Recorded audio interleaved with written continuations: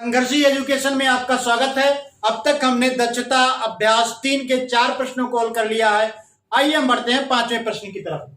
5वां प्रश्न हमारा है, नीचे दी गई तालिका में किसी क्षेत्र के एक वर्ष में विभिन्न खाद्यान्नों में उत्पादन के आंकड़े दिए गए हैं। आंकड़ों का पाई ग्राफ निरूपण कीजिए।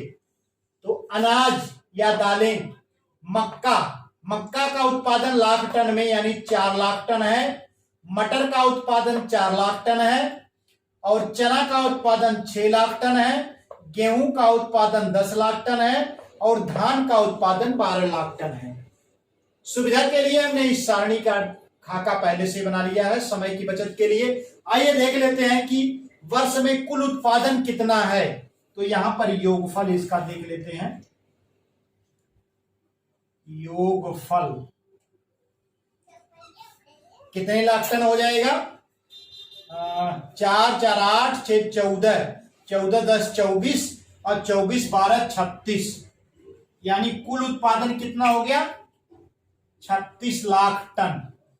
तो आइए देखते हैं 36 लाख टन में मटर की हिस्सेदारी कितनी है। मटर इसका कितने भाग है? तो संपूर्ण कितना है? 36 लाख टन है। तो संपूर्ण का भाग अगले कॉलम में हम लिखेंगे संपूर्ण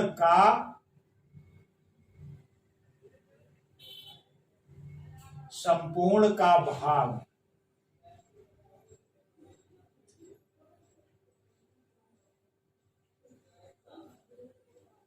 यानी 36 लाख टन में कितना भाग मटर है? तो मटर क्या है? 4 लाख टन है। तो 4/36। तो 4/36 को आप सरल करेंगे तो 4 × 4 और 4 × 9 36, यानी 1/9 भाग क्या है? मक्का है। इसी प्रकार से मटर की हिस्सेदारी आप देखेंगे, मटर का कितना भाग है? 4/36। ये भी सरल करेंगे तो आपको 1/9 प्राप्त हो जाएगा, यानी 1/9 भाग, यानी 36 लाख टन में 1/9 हिस्सा यानी 4 लाख टन जो है मटर है। चना कितना है? तो चना का उत्पादन 6 लाख टन था। चना का उत्पादन 6 लाख टन था। अब 6 लाख टन में 36 से आप भाग देंगे, यानी संपूर्ण उत्पादन से भाग देंगे तो ये हो जाएगा 6 × 6 6 6 36, यानी 1/6 भाग क्या है? चना है। गेहूं का उत्पादन 10 लाख टन है तो ये हो जाएगा 10/36। इसको सरल कर लीजिए तो 2 × 10 और 18 × 36 होता है, तो 5/18 भाग। 2 × 10, 2 × 2 2 8 16, यानी 5/18 भाग क्या है? गेहूं का उत्पादन हुआ है। और धान देखिए 12 लाख टन प्राप्त हुआ है, तो 12/36 आप कर लीजिए इसको। गेहूं का उत्पादन बटा कुल उत्पादन 12/36 हो जाएगा। 12 × 12 12 × 36, यानी 1/3, यानी कुल उत्पादन का 1/3 हिस्सा जो है धान का उत्पादन हुआ है। आइए देखते हैं इनके केंद्रीय कोण क्या बनेंगे। केंद्रीय कोण, पाई ग्राफ बनाने के लिए हमको केंद्रीय कोण की आवश्यकता होगी। तो आइए इसका केंद्रीय कोण देखते हैं कि इनके कितने कितने केंद्रीय कोण बनते हैं, कितने अंश का बनता है। तो 1/9 भाग क्या है? मक्का है। 1/9 × 360 अंश, यानी वृत्त ये हमने सुविधा के लिए पहले से ही बना लिया है। तो इसका केंद्र पर जो संपूर्ण कोण बनता है वह 360 अंश का बनता है। तो 360 से इसमें 1/9 से आप गुणा करेंगे तो जो कोण आएगा वही मक्का के लिए पाई ग्राफ में कोण बनाया जाएगा। तो 9 से इसको सरल कर दीजिए तो 9 × 4 = 36, यानी कितना हो गया? 40 अंश। यानी मक्का का केंद्रीय कोण कितना हो गया? 40 अंश। इसी प्रकार से मटर का भी केंद्रीय कोण जो हो जाएगा 40 अंश हो जाएगा। 1/9 × 360, 1/9 गुणे 360 बराबर 40 अंश। आइए देखते हैं हम 360 अंश। चना का केंद्रीय कोण कितना होगा? 1/6 गुणे 360 अंश। तो आप सरल करेंगे तो 6 6 36, यानी चना का केंद्रीय कोण जो हो जाएगा 60 अंश प्राप्त हो जाएगा। गेहूं का केंद्रीय कोण आइए देखते हैं, 5/18 गुणे 360 अंश। यह बराबर हो जाएगा हमारा 18 का 18, 18 दूने 36, यानी 20, और 20 का आप 5 में गुणा करेंगे तो 20 25 100 अंश, यानी 100 अंश हो जाएगा। गेहूं के लिए गेहूं का केंद्रीय कोण 100 अंश हो जाएगा। और धान के लिए जो हम पाई ग्राफ बनाएंगे उसका ये देखते हैं केंद्रीय कोण कितना होगा, 1/3 गुणे 360 अंश बराबर 3 से इसको 360 को सरल करेंगे तो 12 3 36, यानी 120 अंश आपको प्राप्त हो जाएगा। तो इस प्रकार से हमने मक्का, मटर, चना, गेहूं और धान के लिए सबके लिए केंद्रीय कोण हमने प्राप्त कर लिया है। तो आइए हम पाई ग्राफ इसको बनाते हैं। तो 120 अंश किसके लिए है? धान के लिए है। तो सबसे पहले हम धान का ही बना लेते हैं, 120 अंश। तो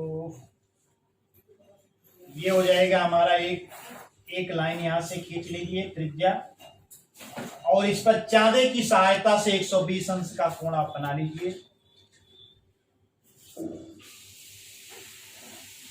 ये हो गया हमारा 120 अंश का कोण।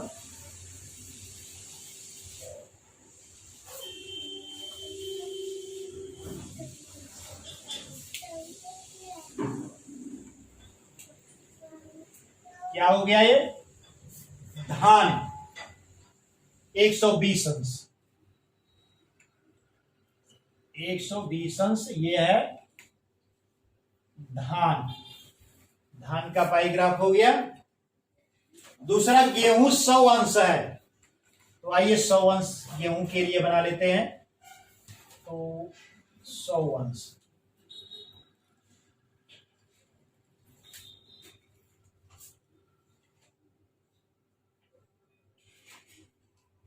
ये हमारा हो जाएगा, थोड़ा सा और इधर बना लीजिए, 100 अंश। ये किसके लिए हो जाएगा? गेहूं का केंद्रीय कोण, यानी गेहूं का पाई ग्राफ हो गया। अब आगे क्या हमारा बचा है? चना 60 अंश है, तो 60 अंश का एक कोण बना लीजिए आप चांदे की सहायता से। चना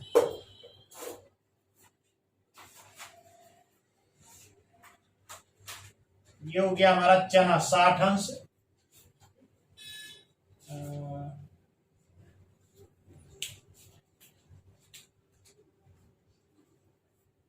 60 अंश चना। चने के बाद हमारा क्या बच रहा है? मटर और मक्का। तो मटर और मक्का दोनों 40-40 अंश है, तो इसमें से बीचों बीच एक रेखा खींच दीजिए या चांदी की सहायता से 40-40 अंश का दोनों कोण आप बना सकते हैं।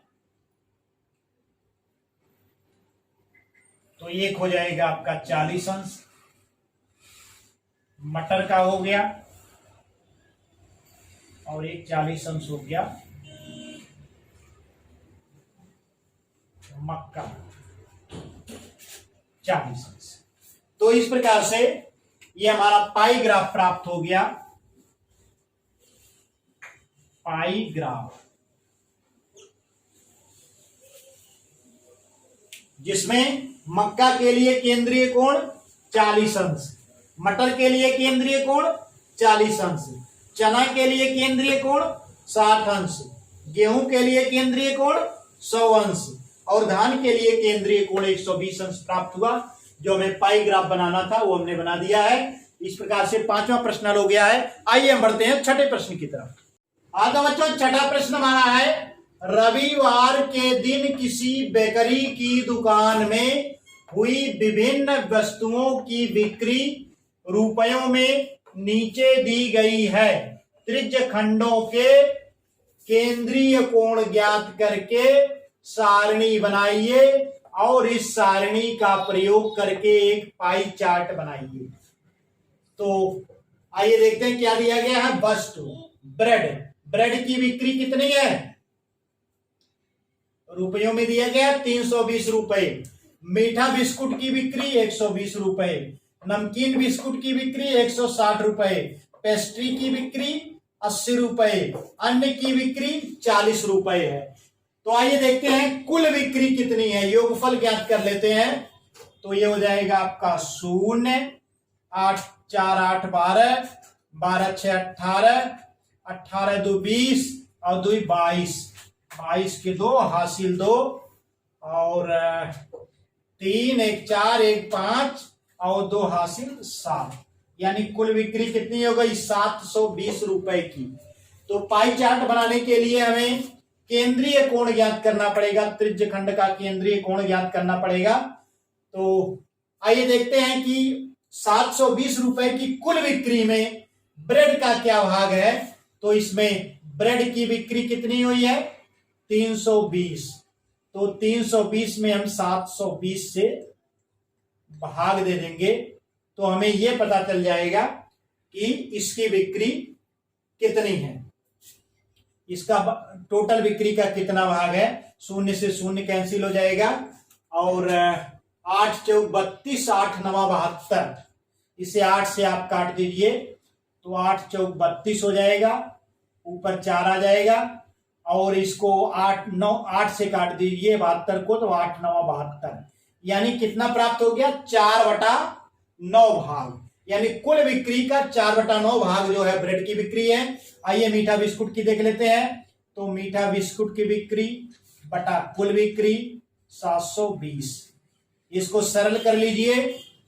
तो कितना हो जाएगा 12 कनन 12, 12 6 72, यानी 1/6 हो जाएगा, 1/6, यानी कुल बिक्री का 1/6 भाग मीठा बिस्कुट है।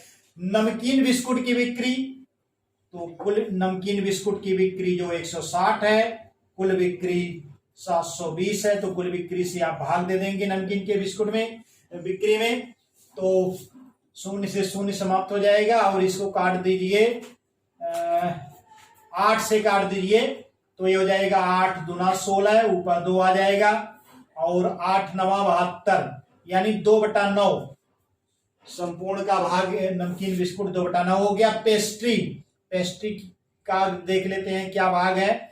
तो पेस्ट्री की बिक्री बटा कुल बिक्री, तो ये हो जाएगा 8 0 से 0 कर दीजिए, 8 8 कनन 8, 8 9 72, यानी 1/9 हो गया। अन्य की बिक्री 40 है, तो अन्य की बिक्री बटा कुल बिक्री यानी 720, तो ये हो जाएगा 4 कनन 4, 0 से 0 समाप्त हो जाएगा और 4 से 72 को काट दीजिए तो ये हो जाएगा 18 चौक 72 होता है, यानी 1/18।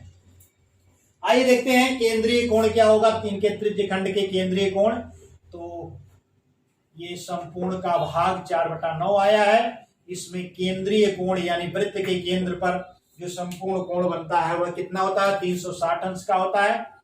तो 360 अंश से आप इसमें गुणा कर दीजिए, ये सरल कर लीजिए कितना हो जाएगा 9 से आप 36 को काट दीजिए तो 9 चौक 36, यानी ये हो गया 40 और 40 का 4 में गुणा कर दीजिए, 4 चौक को 16, यानी 160 अंश। आइए देखते हैं इसका मीठा बिस्कुट का 1/6 गुणे 360 अंश, ये बराबर हो जाएगा 6 से 36 को आप काट दीजिए तो 6 छक 36, यानी ये हो जाएगा 60 अंश।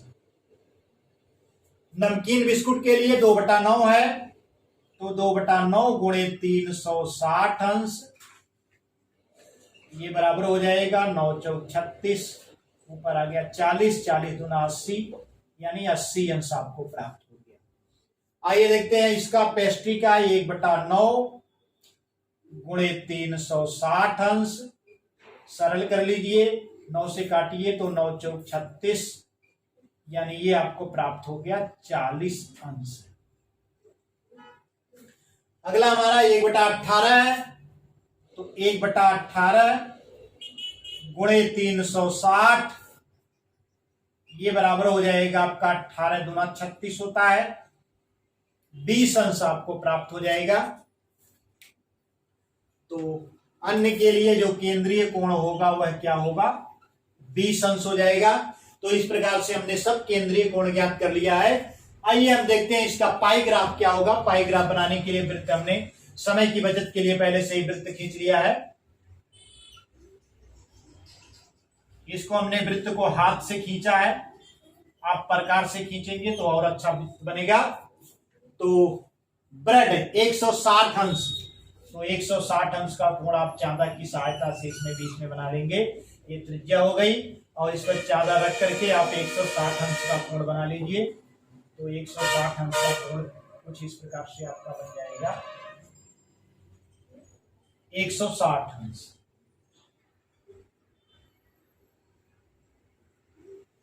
एक सौ साठ अंश और भी इससे बड़ा होगा आपका, कुछ ऐसा बन जाएगा 160 अंश।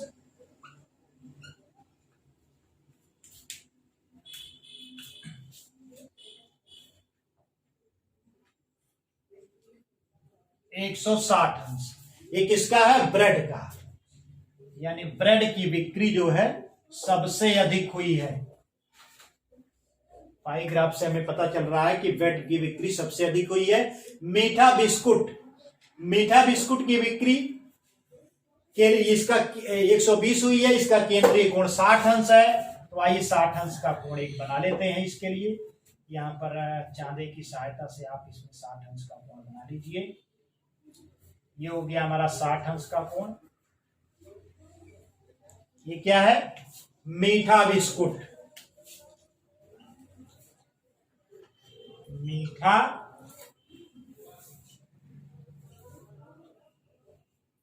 बिस्कुट। अगला क्या है हमारा, नमकीन बिस्कुट। नमकीन बिस्कुट के लिए केंद्रीय कोण हमें 80 अंश प्राप्त हुआ है। तो आइए 80 अंश का एक कोण बना लेते हैं। ये हो गया हमारा 80 अंश। ये कौन सा बिस्कुट है, नमकीन बिस्कुट।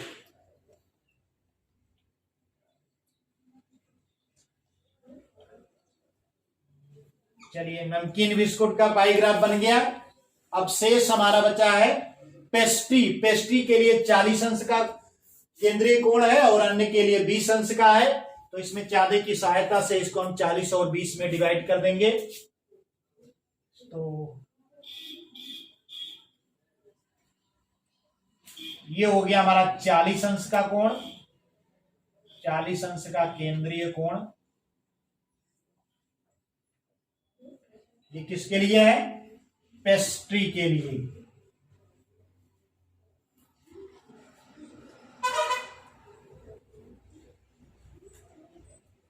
पेस्ट्री। अन्य के लिए 20 अंश का कोण, ये हो जाएगा हमारा 20 अंश।